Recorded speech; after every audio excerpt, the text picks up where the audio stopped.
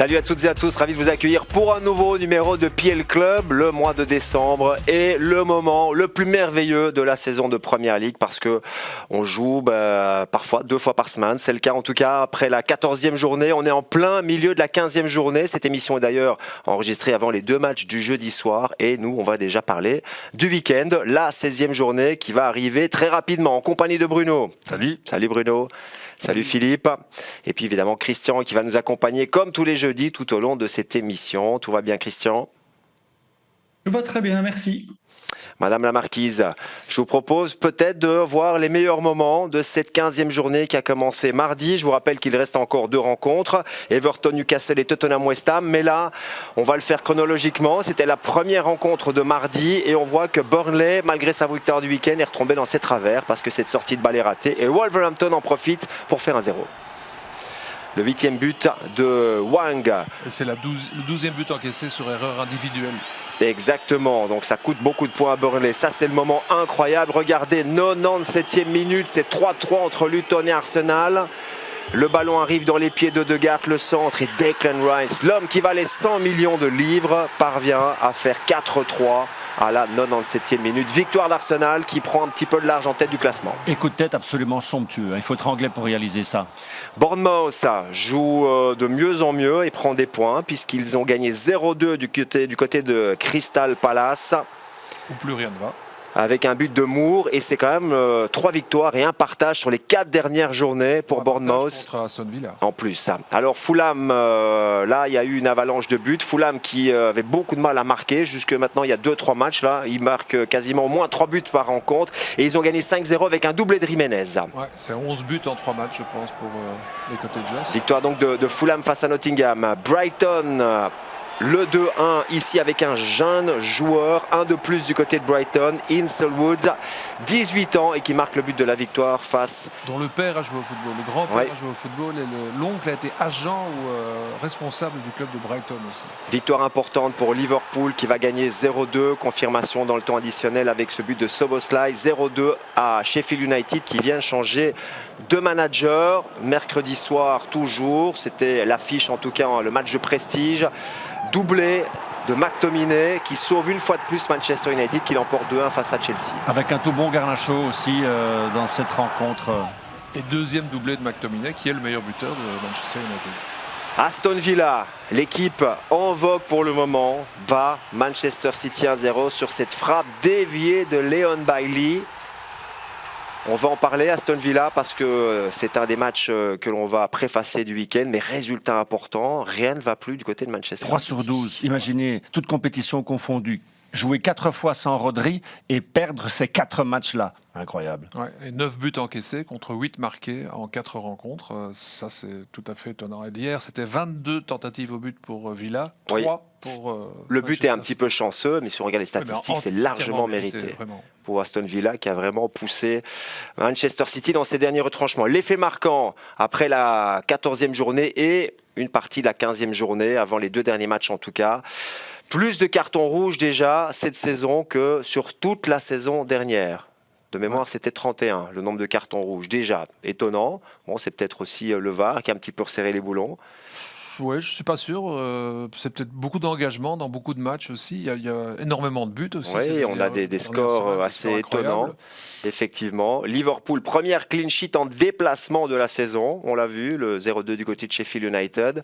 100% de points à domicile pour Aston Villa. 7 victoires en 7 matchs. C'est 14 matchs de suite à domicile. Exactement, si on prend la saison dernière. Et ça leur offre le top 3 ?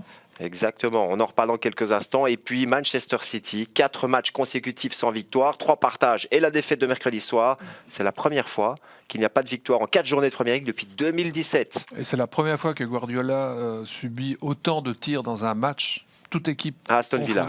À Aston Villa, c'était 22 tirs concédés. Il n'a jamais connu ça ni avec le Bayern, ni Barcelone, ni Manchester City.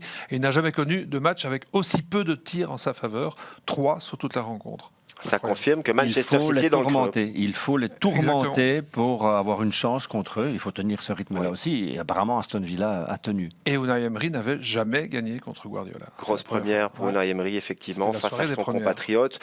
Un petit mot encore sur Manchester City. De Bruyne pourrait revenir Il est dans l'équipe pour partir janvier. Jouer le championnat du monde des clubs. Ok. Il est repris dans le groupe. Et puis Rodri n'est pas là non plus. On peut quand même se douter que ça ira un petit peu mieux lorsque Rodri et De Bruyne seront... Quand il y a eu ces 3 matchs de suspension pour la carte rouge, ils avaient perdu aussi. 2 matchs, je pense. Et ici, il perd de nouveau, il est suspendu. De manière générale, je ne pense pas qu'il faille être inquiet pour Manchester City. Mais c'est un creux. Oui, très clairement. Et les autres en profitent parce qu'on a vu Arsenal et Liverpool l'emporter, puis Aston Villa qui a même dépassé Manchester City au classement. Un petit mot, un premier manager viré, Paul Heckingbottom, viré du côté de Sheffield United où ça ne va plus du tout, mais une vieille connaissance, Chris Wilder est de retour. Ça avait été très triste le moment de virer Heckingbottom parce qu'il y a eu beaucoup de réactions, même au sein du club, pour dire on n'avait pas le choix, on aime beaucoup tout ce qu'il a fait, mais là il faut faire un changement. Et du coup on rappelle un ancien qui est natif de la région aussi, donc c'est son club de cœur. Ils ont essuyé quelques raclés quand même. Oui, et puis à Burnley, ils ont perdu le week-end dernier, mais c'est le premier manager viré à la 15e journée. Voilà, on n'est peut-être plus habitué. D'habitude ça va beaucoup plus vite. C'est peut-être un changement de style. Après maintenant ça pourrait aller très vite. Il y a quelques managers quand même qui sont sur la sellette. On va plonger dans notre premier gros match du week-end. C'est Aston Villa Arsenal, un match programmé samedi soir. On en parle après ceci.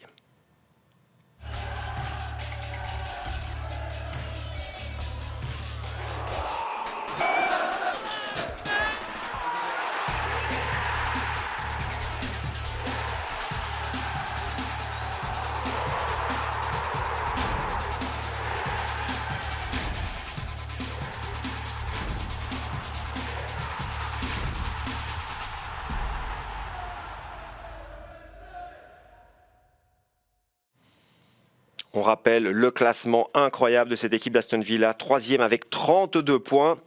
Arsenal est leader avec 4 points de plus, c'est-à-dire 36. C'est le choc, on va dire, de ce week-end. C'est le premier qui se déplace chez le 3e. Il reviendrait à 1 point s'il gagne contre Arsenal, donc il serait quasiment en tête de la compétition. Ça pourrait profiter à Liverpool, évidemment, en cas de défaite d'Arsenal. Mais surtout, c'est impressionnant la trajectoire, je trouve, de Emery avec ce club depuis qu'il l'a repris. Arrivé il y a 1 an et on va dire quelques jours. Ils étaient 1 point au-dessus de la relégation, je pense. Oui. Ensuite, il a fait une série de matchs, 14 en mémoire, où ils ont pris que 3 buts. Donc c'est ce que Christian nous a toujours appris, c'est qu'il faut d'abord, en tant que nouveau coach, mettre en place la défense. C'était réussi. Et maintenant, il a réussi à donner en plus une ampleur. Il qualifie en plus le club pour la Conference League. Et il y a une ampleur réellement offensive. Les 22 tirs, encore une fois, d'hier, le prouvent face à une équipe de Manchester City. C'est impressionnant. Et imaginez un peu... Ils ont 100%, on l'a vu dans notre premier tableau, 100% de stats positives à domicile, mais c'est que 3 victoires en 8 déplacements. Imaginez un peu si c'est... Donc là, c'est une équipe qui peut encore progresser. Ça joue le titre.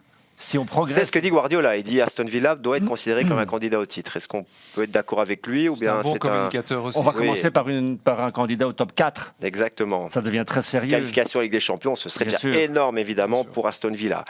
Dans vos analyses, Christian, vous avez remarqué que, on l'a vu hier, Aston Villa a battu Manchester City, mais il y a dans un domaine du jeu où on pensait que Manchester City était quasiment intouchable, même si Arsenal avait plutôt de bons chiffres la saison dernière, mais Aston Villa fait mieux que Manchester City dans le point fort finalement de Manchester City. Oui, c'est-à-dire dans le jeu dominant placé, on pensait que le maître absolu c'était Guardiola, suivi par son élève Arteta et puis maintenant De Zerbi, qui avec Brighton aussi, comme on l'a vu dans le dernier but, le but de la victoire, c'est encore une zone optimale de centre et un jeu dominant placé. Et bien voilà, on a un candidat supplémentaire qui est Emery et qui est venu de cette transformation depuis l'année passée où, regardez, il est le meilleur dans ce domaine avec 19 buts marqués sur jeu dominant placé. C'est 56% des buts. On sait quand même que la moyenne générale, c'est entre 40 et 43% de buts marqués sur jeu dominant placé pour toutes les équipes. Ici, il est à 13% au-dessus. C'est très impressionnant. On remarque qu'il y a beaucoup de choses cette année dans ce championnat où tout va un peu à l'envers. Les matchs sans victoire de Manchester City, le jeu un peu moins posé de la part d'Arsenal. Mais eux, ils progressent. Et on voit vraiment... Ils ont pris le dessus hier contre Manchester City. Ils se sont créés 22 occasions. On ne se crée pas 22 ou 23 occasions en jouant que de la transition rapide. On se crée des occasions en jouant le jeu dominant placé. On voit, comme sur cette action, il y a le ballon qui est joué à l'opposé, il y a la transversale. Il y a une fixation, le centre, et puis il y a des finitions, notamment le but à la dernière minute à Bournemouth pour le partage. Voilà, c'est une équipe qui a du spectacle. Et je vais en rajouter un truc, c'est que sur phase arrêtée, ils n'ont marqué que 3 buts sur phase arrêtée sans penalty. Donc s'ils peuvent encore progresser dans ce domaine-là, alors Pep aura raison en disant que c'est un candidat au titre. Est-ce que ce n'est pas une des mutations les plus incroyables de ces dernières années en Première Ligue? On se souvient de l'Aston Villa, de Dean Smith, de Steven Gerrard, qui jouait plutôt en réaction de l'adversaire. Là, c'est une équipe qui va s'imposer dans la moitié de terrain de l'adversaire. On a la confirmation complète de ce que nous explique Christian depuis des mois. D'abord, gérer l'aspect défensif, et puis vous travaillez dans votre système offensif. Et à contrario, c'est peut-être un des problèmes de Vincent Kompany avec Burnley aussi. Il nous le souligne quand même assez régulièrement, hein. Et aussi la construction de l'équipe, en plus par la suite, à l'entre-saison, puisqu'il a été recruté Potores à Villarreal, qui est un défenseur central d'une qualité exceptionnelle, je trouve. C'est un peu un Diaz, comme ça, il ne fait jamais d'erreur quasiment. Il est très très sûr dans toutes ses relances. Il est bon dans tous les duels. Ils ont été recrutés Diego Carlos, le Brésilien, autre défenseur central. Il a mis Konsa comme arrière droit. Digne est revenu à son meilleur niveau aussi. Ils ont actuellement, je pense, le meilleur entre-jeux, dans lequel Tielemans est titulaire depuis 2 matchs. Il a été remplaçant pendant toute la première partie de saison. Et là, il a fait 2 bons matchs. Il dévie le ballon au départ avec un Douglas Luiz maintenant, qui est suivi par pas mal de clubs. Excellent. Camara, excellent. McGinn, excellent. Cette équipe a vraiment tous les arguments pour s'imposer face aux meilleurs. Il y a un buteur, Ollie Watkins, 8 buts depuis le début de la saison, et il est souvent à l'arrivée des centres, parce que là aussi, c'est un des paramètres du jeu que maîtrise plutôt bien cette équipe d'Aston Villa. Ça, c'est la conséquence du jeu dominant placé. On ne sait pas jouer que des combinaisons de passes en étant dans les 20 derniers, les 25 derniers mètres. Il faut à certains moments passer par cette zone optimale et de pouvoir donner un centre. Et là, il y a eu aussi une énorme progression. On va le voir sur l'infographie par rapport à l'année passée. Ils avaient 15 buts marqués sur centre la saison passée. Donc, c'est vraiment la progression de mise en place défensive. On joue les transitions rapides et puis on commence doucement à s'imposer dans le camp d'adversaire et on utilise les centres. Cette saison, on est déjà à 12 centres et on est seulement après 14 ou 15 journées. Donc, c'est un record qui va être pulvérisé cette saison dans ce domaine-là. On l'a rappelé, Aston Villa reste sur 7 victoires consécutives à domicile cette saison, 100% des points. C'est la seule équipe qui a pris les 100% des points à domicile. Mais la dernière équipe à avoir été gagnée là-bas, c'est qui? C'est Arsenal. Au mois de février dernier, une victoire 2-4 acquise dans le temps additionnel. On se souvient notamment avec une frappe de Jorginho et un dernier but de Gabriel Martinelli qui a filé vers le but. Donc voilà, c'est quand même on va dire un gros défi qui attend les Gunners, qui restent sur 4 victoires consécutives. Oui, puis en jouant pas spécialement bien, mais on l'a vu à Luton en étant efficace. Oui, et qui n'ont qu'une seule défaite à l'extérieur. On en a beaucoup parlé, puisque c'était à Newcastle où le VAR est intervenu dans chaque portion de terrain pour valider à la fin ce but-là. Donc, je veux dire, ils se déplacent bien aussi. Oui. Et une différence aussi, c'est que le match à Luton a été exemplaire à ce niveau-là. C'est que l'année passée, dans des matchs pareils, je pense qu'ils s'en sortaient avec un nul, mais pas avec une victoire. Cette année, ils parviennent à faire le coup de rein supplémentaire, même à la dernière seconde de jeu, pour arriver à gagner ce match-là. On se souvient que c'est une série de matchs nuls qui leur a plombé le titre dans la deuxième partie de saison. Ça, Arsenal sait le faire cette saison. C'est pas la première fois où ils sont en difficulté. Alors, ils ont tendance à se mettre en difficulté en fin de match, je trouve. C'était encore le cas contre Wolverhampton, je pense. Oui, où Cunha a fait 2-1 quelques minutes de la fin. Ils mènent 2-0 après un quart d'heure, et puis à quelques minutes de la fin, on se dit c'est encore possible. Mais au moins, ça ne se passe plus. Mais c'est pas la première fois qu'ils vont chercher aussi la victoire. Exactement, après la 86-87e minute. Donc ils finissent assez bien les matchs en ne prenant pas de but et en marquant des buts essentiels. Ça, c'est la différence, je trouve. C'est une équipe, Christian, qui a gagné en maturité, cette équipe d'Arsenal. Alors, pas d'infographie, mais vous vouliez un petit peu tirer des conclusions sur les 15 premiers matchs avec des séquences vidéo. Et vous avez notamment voulu pointer le fait que sur phase arrêtée, Arsenal est très fort cette saison. Oui, et ça, c'est à l'image de l'ensemble des choses qui se passent dans la Ligue. Des scores très élevés, on a vu des 3-4, des 4-3. On a vu à un certain moment, dans le courant de la saison, que le 3-1 et le 1-3 étaient le score le plus primé pour le moment. C'est tout à fait à l'encontre de ce qui s'est passé la saison passée. Et Arsenal aussi vient un peu avec des choses un peu... Enfin, j'avais utilisé bizarre, mais c'est pas vraiment bizarre. C'est une équipe, en fait, qui est à l'image. Elle joue, en fait, le jeu de Brentford, c'est-à-dire que cette saison, elle a déjà marqué 14 buts sur phase arrêtée, dont 6 sur penalty. Et encore, pour prendre l'avantage contre Luton, c'était encore sur une rentrée en touche. Donc, en fait, on a expliqué qu'ils avaient un spécialiste qui est venu de Brentford et qui travaille ça. Mais aujourd'hui, Arsenal est à 55% de buts marqués sur phase arrêtée. Donc, un leader comme cela, qui marque autant sur phase arrêtée, qui peut se permettre d'aller à l'encontre de son jeu, qui est le jeu dominant placé dans lequel ils excellaient la saison passée avec 56 buts. Mais voilà, aujourd'hui, il y a un peu une sorte de métaphore. Ça fonctionne bien, ça les aide, parce qu'il y a quand même plusieurs matchs qui ont été marqués avec 1-0 ou qui ont été gagnés avec un but d'écart. Voilà, ils sont dans une bonne période et ça fonctionne bien, mais je dois dire que c'est quand même surprenant. Avant Luton, Arsenal n'avait encaissé que 3 buts en déplacement. C'était le meilleur total de la Première Ligue. Par contre, ce total a été doublé en un seul match face à une équipe qu'on présente souvent comme un oiseau pour le chat. Voilà, il y a parfois encore, on va dire, des moments de faiblesse au niveau défensif dans cette équipe, Christian. Oui, et comme expliqué souvent, quand on joue contre des petites équipes, enfin contre n'importe quelles équipes, mais contre les petites équipes, il faut faire attention aux phases arrêtées.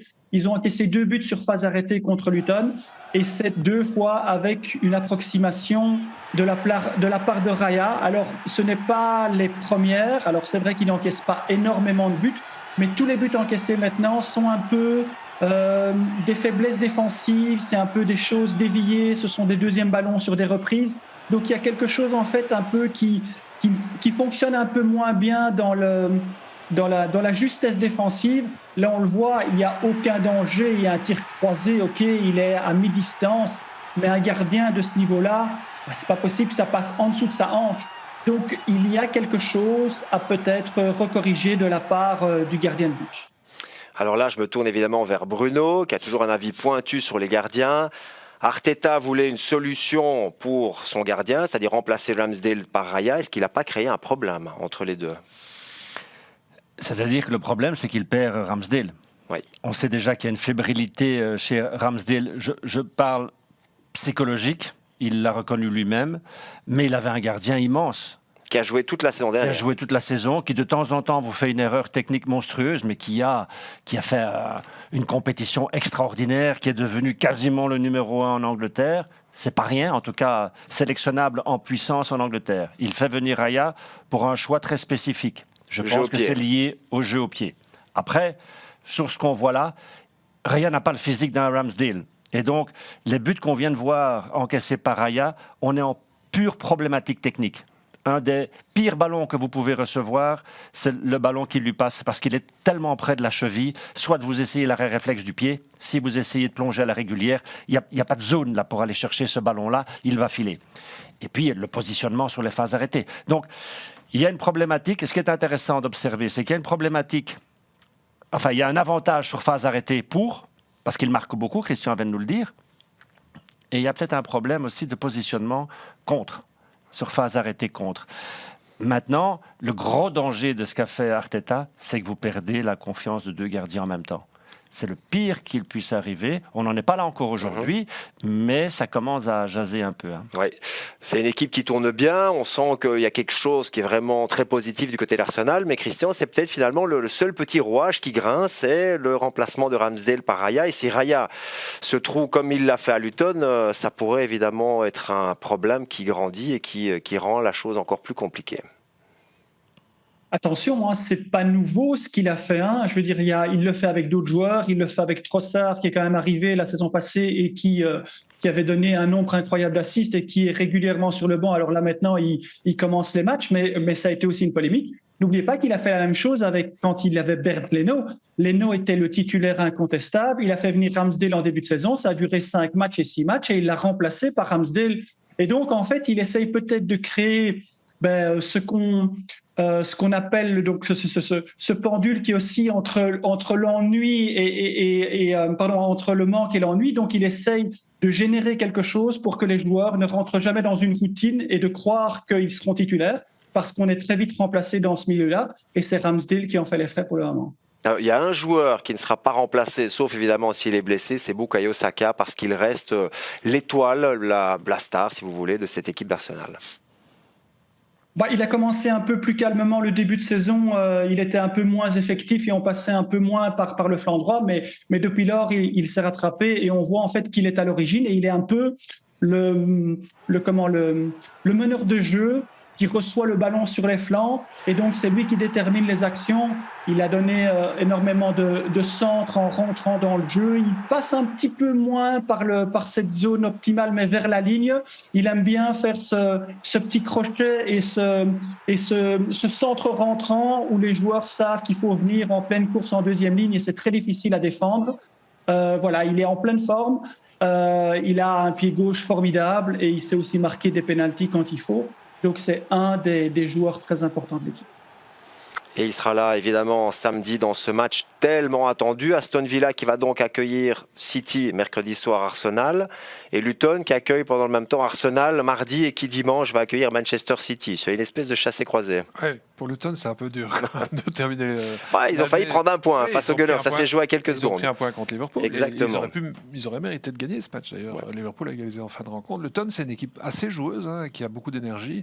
Bon, après ils sont un peu courts pour la Première Ligue. C'est vrai qu'on les sentait craquer dans le match face à Arsenal, mais on ne sait jamais, avec un City qui doute pour l'instant, pourquoi pas. Aston Villa-Arsenal, un match très ouvert avec une seule certitude, c'est que Mikel Arteta ne sera pas là. Il a pris un carton jaune qui provoque une suspension. Et en tout cas, ce sera Albert Stevenberg, l'assistant, qui était à Genk il y a quelques saisons, qui sera sur le banc de touche, sur le banc et le long de la ligne de touche. En tout cas, voilà pour cette rencontre de samedi à 18h30. On passe au dimanche où Tottenham accueille Newcastle.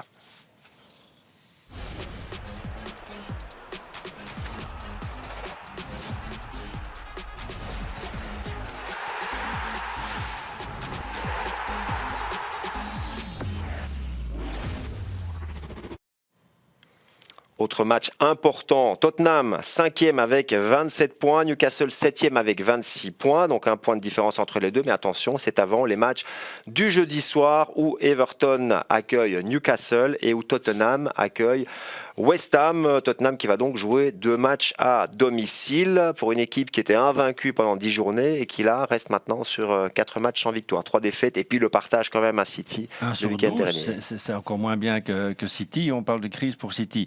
Il y a un avant, il y a un après, je pense, la défaite à domicile face aux Blues de Chelsea, s'est passé quelque chose là. Maintenant, le problème pour Tottenham, c'est qu'ils perdent en jouant bien. La prochaine étape, si rien ne change, c'est perdre en jouant mal. Et là, vous rentrez vraiment dans le dur. Oui, c'est vrai. Parce qu'il y a du jeu. Il y a du jeu chez les Spurs aujourd'hui. Ils se procurent encore beaucoup d'occasions. Quand ils étaient premiers avant cette série de matchs sans victoire, on avait dit, ils ont quand même eu un maximum de réussite dans pas mal de matchs. On se souvient de la victoire contre Sheffield, je crois, dans les arrêts de jeu. Il y a eu beaucoup de circonstances favorables. C'était contre qui qu'ils avaient eu c'était contre le but qui a été annulé injustement. C'était contre Liverpool. Oui. Donc voilà, ils avaient épuisé un petit peu leur chance. Et après, contre Chelsea, justement, dans ce match-là, on a l'impression que c'est Chelsea qui a eu toute la réussite qu'il fallait dans la rencontre. Ils sont en train de digérer ça pour l'instant. Alors c'est sûr que Postecoglou ne va pas être coach du mois, pour une fois. Ça change un peu les circonstances, c'est une blague. Mais c'est vrai que c'est dur. Cela dit, le match contre City, même en étant dominés, ils l'ont quand même très bien joué. Ils étaient peut-être en sur-régime sur les 10 premières journées, avec un petit peu de réussite. Là, il y en a eu un petit peu moins alors qu'ils jouaient bien, donc ça devrait s'équilibrer quand même. Aujourd'hui, contre West Ham, c'est un bon test pour eux. Exactement. Un derby comme ça, ils doivent s'imposer. S'ils ne le gagnent pas, là, on va parler de crise. Et c'est à 21h15, évidemment, à suivre sur vous Sport World, ainsi que Everton-Newcastle qui commence à 20h30. On va quand même voir qu'il y aura énormément de blessés de chaque côté.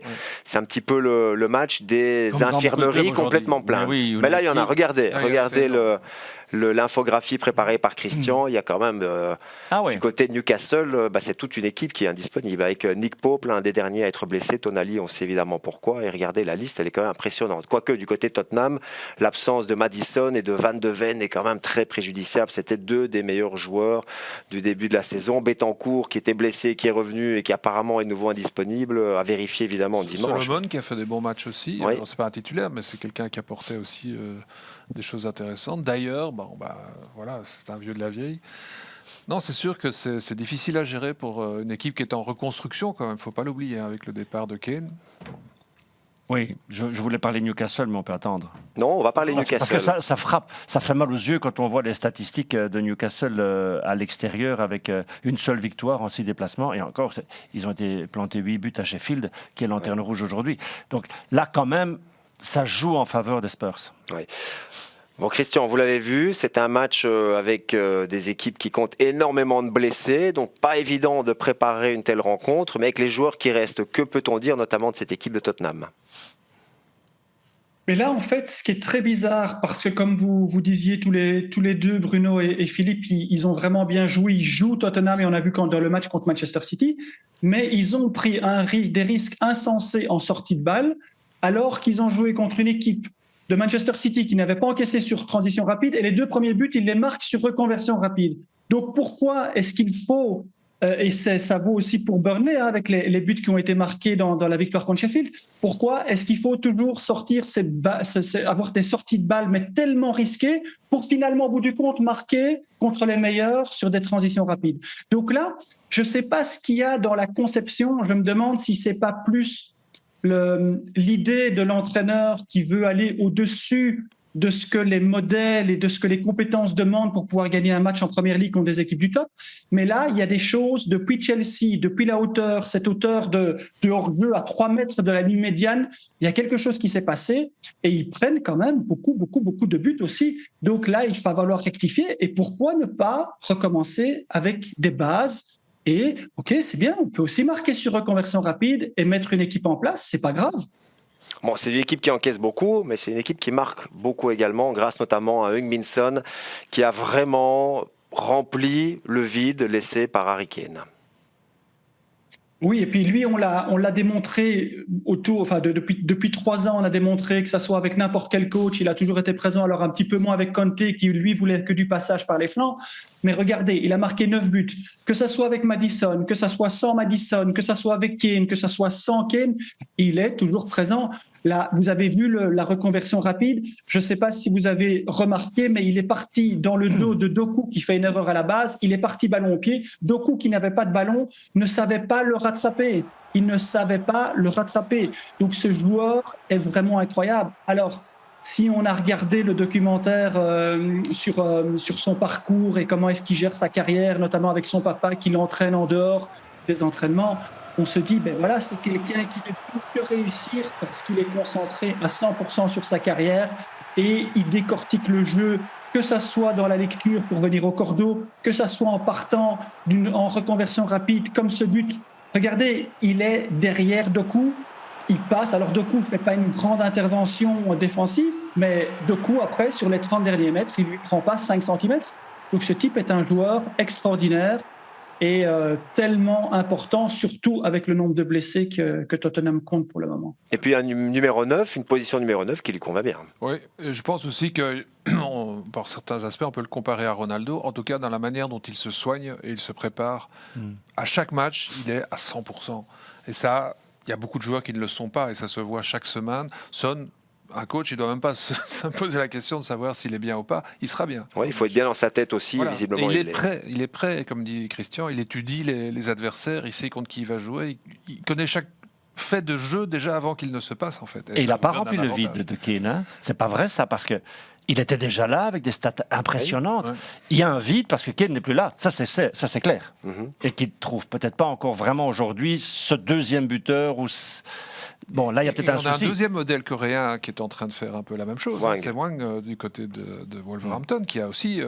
c'est une culture, en fait, de préparation, de travail qui est propre à un héros national. À beaucoup de pays du sud-est asiatique. Bien sûr. Ouais.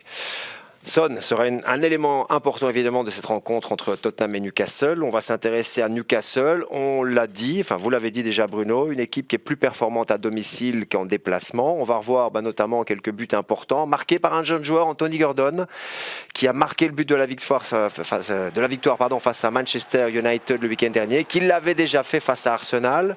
Voilà, c'est une équipe quand même qui a des ressources. Anthony Gordon qui est arrivé d'Everton en plein milieu de saison dernière, qui avait été décevant, mais là c'est franchement franchement un des meilleurs joueurs de l'équipe. 6 buts, 3 assists déjà depuis le début. Et il correspond complètement à l'image qu'on a que de Newcastle. Des Magpies. Oui. Absolument, c'est de l'engagement, c'est du courage, c'est la du travail défensif aussi, il faut le regarder pendant un match. De la hargne aussi dans les mouvements, ce sens de finition. Il a tout pour être le héros du jour. Hein. Ouais, ce qui m'a frappé dans le match contre Manchester United, c'est l'intensité que les Magpies avaient mis dans cette rencontre, avec St. James's Park évidemment, qui est un élément. Mais c'est leur core business, le vrai cœur. Le cœur business, c'est pas mal. Oui, c'est le cœur business de l'équipe. Mais je disais à Christian, peut-être que le défaut, c'est qu'il y a tellement d'intensité que parfois ils perdent un peu de lucidité. Parce que contre Manchester United, ils surdominent. Bon, Manchester n'était pas terrible, mais après, sur un coup de dé, ça peut encore tomber en fin de rencontre. Il y a un but annulé pour un hors-jeu. Il faut être un peu plus réaliste à un moment donné. Et ça leur manque encore, je pense. Ouais. Mais le jour où ils mettront leurs occasions, ils vont être inarrêtables avec l'intensité qu'ils mettent dans les matchs. Et s'ils peuvent les mettre en déplacement, ce sera encore mieux, parce qu'on l'a vu, beaucoup de blessés, quasiment toute une équipe qui est sur le flanc. La Ligue des Champions qui prend beaucoup d'énergie aussi, et ils peuvent encore aller se qualifier, même s'il faut un scénario favorable. favorable. 5 sur 18 à l'extérieur, c'est pas possible. Pas assez, non. Mais pas si on vise un top 4. C'est pour ça qu'ils sont 7e pour le moment, et qu'ils étaient dans le top 4 la saison dernière. De Christian, mais c'était déjà le cas l'année passée, si je me souviens bien, en déplacement, c'était beaucoup moins impressionnant. On va lui demander, Christian, c'est un problème récurrent. C'était surtout contre le top 6, les difficultés. En déplacement, dans l'ensemble, c'était encore convenable. Mais contre le top 6, ils n'avaient pas passé ce cap qui leur permettait de vraiment venir titiller Arsenal ou Manchester City. Mais c'est une équipe, malheureusement, qui a trop de lacunes en déplacement. Et aussi, le jeu prôné à domicile est très, très spécial, puisque en fait, ce n'est pas une équipe qui marque sur jeu dominant placé. C'est comme vous l'avez dit, c'est de l'intensité, c'est du jeu placé vers rapide. Ce sont des transitions rapides. Très peu de phases arrêtées aussi à domicile, c'est ça qui est aussi très très étonnant. En fait, ils font à l'envers. En fait, la tactique qu'ils jouent à domicile et l'efficacité devrait être ce qu'ils devraient faire en fait en déplacement. Il faut améliorer ce point-là, sinon il n'y a pas de place pour le top 6. Là. Une équipe en tout cas qui a beaucoup de sang-froid, les joueurs, les Magpies qui ont du sang-froid dans les face-à-face, Christian, c'est ce que vous avez relevé. Ah ben oui, là, c'est la conséquence de ce qu'on explique maintenant. Cette équipe est de très loin la meilleure en Première Ligue. Regardez, ça c'est l'origine des buts marqués sur face-à-face. Donc ça vient de partout, que ce soit des ballons longs dans le dos de la défense, que ce soit des ballons qui sont donnés de manière courte après avoir une transition de placé vers rapide. Mais mais c'est pas nouveau. L'année passée, c'était comme ça aussi. Donc si on veut définir... c'est ce genre de ballon-là, ça vient, hop, et on est reparti, et voilà, c'est des transitions, et on se retrouve en face à face, on vient jouer des deuxièmes ballons s'ils ne sont pas gagnés directement.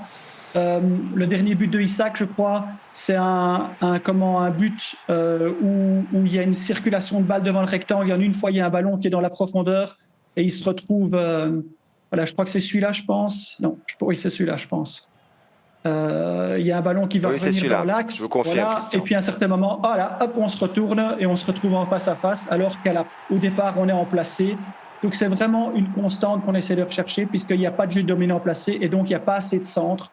Donc ce sont des buteurs de face à face. Bon, les buts qu'on a vus, c'est encore des buts marqués à domicile. Donc ils doivent pouvoir faire ça maintenant en déplacement pour avoir justement cette différence par rapport aux résultats de la saison dernière aussi. Oui, puis je voulais dire aussi, par rapport au grand nombre de blessés, quelle importance aura la longue blessure de Pope, qui est quand même leur gardien emblématique, qui prend vraiment de l'espace dans cette cage.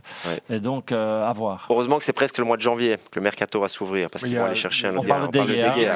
Et ils auraient un œil sur Ramsdale. Pas sûr que Arsenal le laisse filer au mois de janvier.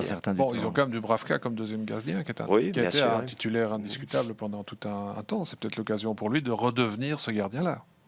Effectivement.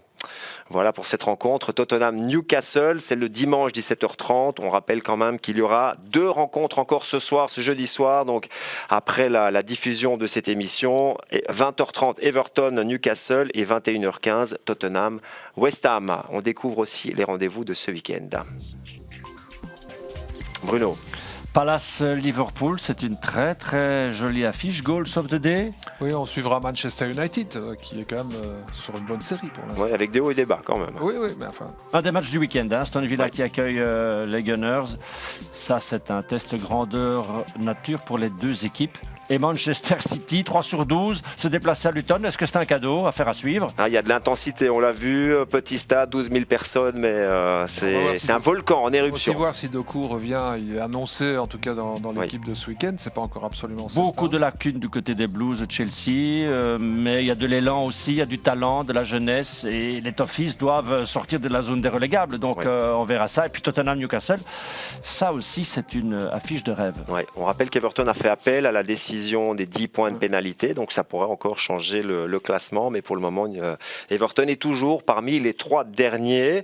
Je vous rappelle que vous pouvez suivre chaque week-end les rencontres importantes en compagnie de Christian via Discord. Pour cela, il suffit notamment de scanner le QR code que vous voyez là. On connaît déjà l'affiche de ce week-end, enfin le match que vous allez suivre en compagnie de nos abonnés, Christian? Mais je pense qu'on va en faire 2 parce qu'en discutant hier avec Jean-François hier soir, on a quand même vu l'importance d'Aston Villa-Arsenal. Et donc je ferai Aston Villa-Arsenal et je ferai aussi le match de Tottenham et Newcastle ce dimanche. Magnifique, c'est 2 fois plus de plaisir en compagnie de nos abonnés sur la Première Ligue. Est-ce qu'on n'est pas gâté par la Première Ligue cette saison? Bien sûr. Oui.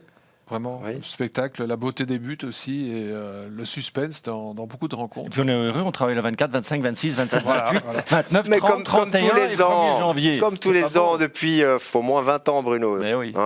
Puisque on a quand même une longue fidélité maintenant avec la Première Ligue. Et vous aussi, on vous en remercie. Bien évidemment, on remercie aussi tous ceux qui participent tous les jeudis à cette émission du PL Club, à commencer par Christian. C'est moi qui vous remercie, c'est un plaisir. C'était une manière de vous saluer aussi. Chaque jeudi, c'est vraiment génial, merci. Salut Christian, on se retrouve donc ce week-end via Discord et puis avec Vision du Jeu, bien sûr, pour la prochaine émission de PL Club. Bruno, commentaire ce week-end. Bon week-end. Goal of the Day. Goals of the Day pour Philippe. C'est comme beaucoup de samedis en tout cas. Parfois c'est le dimanche, après les Coupes d'Europe, mais là c'est avant, donc ce sera le samedi. Ce sera donc Manchester United, Bournemouth. Okay. Bournemouth, équipe vraiment intéressante. Oui, on l'a dit, qui reste sur une série de 3 victoires et un partage sur les 4 dernières journées. Passez un excellent week-end de Première Ligue sur vous Sport World et à très bientôt. Bye bye. Un nouveau week-end de Première Ligue vous attend sur vous Sport World. Samedi dès 13h25, commencez votre journée de foot anglais avec Crystal Palace face à Liverpool. Puis dès 15h45, suivez le Goals of the Day avec Brighton contre Burnley, Manchester United qui reçoit Bournemouth, mais aussi le déplacement de Brentford à Sheffield United et Wolverhampton qui accueille Nottingham Forest. Ensuite, dès 18h25, concluez votre samedi par le choc entre Aston Villa et Arsenal. Dimanche, dès 14h55, retrouvez Luton Town, Manchester City sur vous Sport World 1 ou profitez du duel entre Everton et Chelsea sur vous Sport World 2. Et à partir de 17h20, vivez l'affiche de cette 16e journée entre Tottenham et Newcastle. Enfin, lundi dès 18h, la traditionnelle Europe des 11 pour revenir en détail sur tous les matchs. Bon week-end de Première Ligue sur vous Sport World.